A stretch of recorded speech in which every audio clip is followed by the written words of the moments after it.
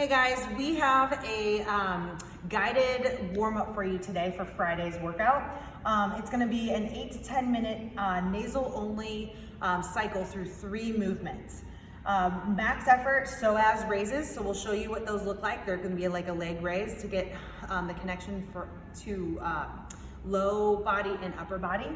We're going to do a thing called tap the joints, and then we're gonna do our dead bugs with kind of a slight variation from what we're used to. Okay, well, that'll be coach led and we'll show you what those movements look like. Then we're gonna move into a 20-minute flow. So think 20 minutes, not gasping for air, but staying in that nasal inhale, mouth exhale, moving through the movements and feeling your body working rather than fighting against your body. Okay, so this should feel a good 20 minutes. We have 5 windmills, 5 left, 5 right, into 10 weighted step-ups, both 10 left, 10 right, and then 7 to 10 Renegade Rows. And those are gonna be done single arm, and we'll show you what that looks like. Okay, Chris is gonna demo the first part, which is our warm-up. So if you have a chair, a bench, or a box, you can sit on the end.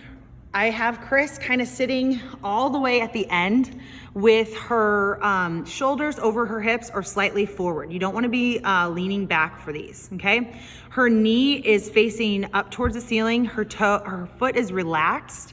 And what she's going to do is she's going to inhale and raise her leg and exhale and kind of think about like a quick kind of pump, but timed to her breath. So she should start feeling the inside of her thigh up into her obliques start to really burn. And you're gonna go max effort here, so it's gonna be different for everybody, okay? Once we get through with those, you're gonna move into a movement called tap the joints. And you're gonna think about, you're gonna be out in a plank position, and she's gonna tap her wrists, each wrist, then she's gonna move to her elbows, then she's gonna move to her shoulders, now her hips, then her knees, and then finally her ankles. And she's gonna start all over again.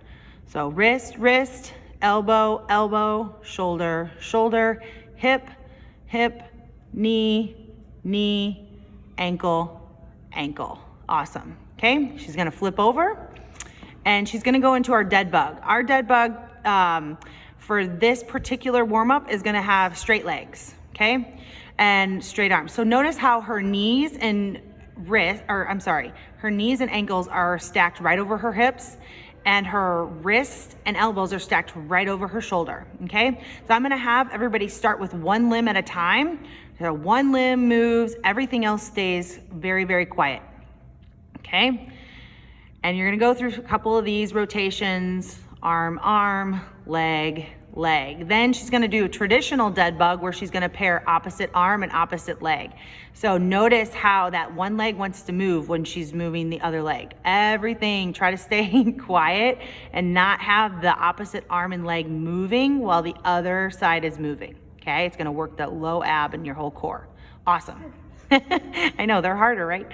Okay, so then we move into our 20-minute flow, where we have our windmills. So Chris is going to take her weight in her right arm and she's gonna bring it overhead, okay? She's gonna stagger her feet. So notice that she has the weight in her right hand. She's gonna turn her toes slightly 45 degrees to the left, okay?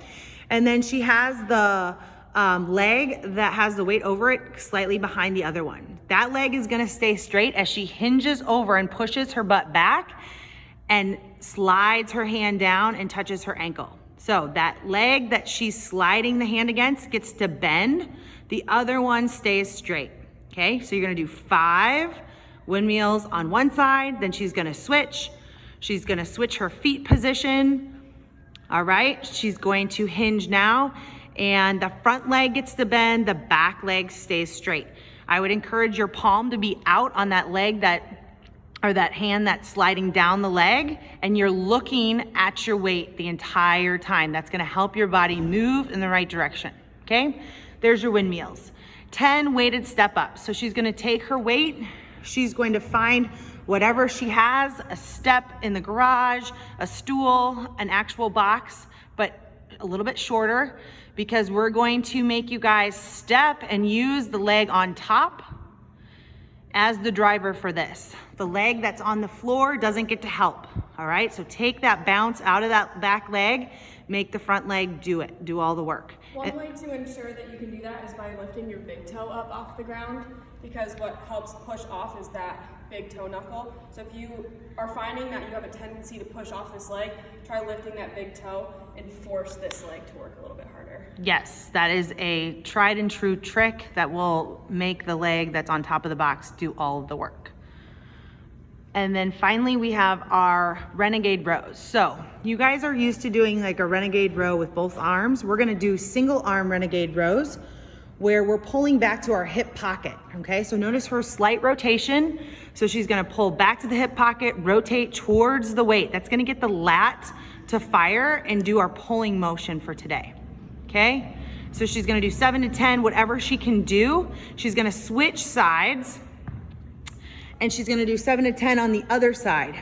Notice the leg that's stabilizing, the leg on the weight side, is she's gonna drive her big toe into the ground. Good, Chris, awesome. All right, guys, this is kind of a couple new things, so enjoy this one.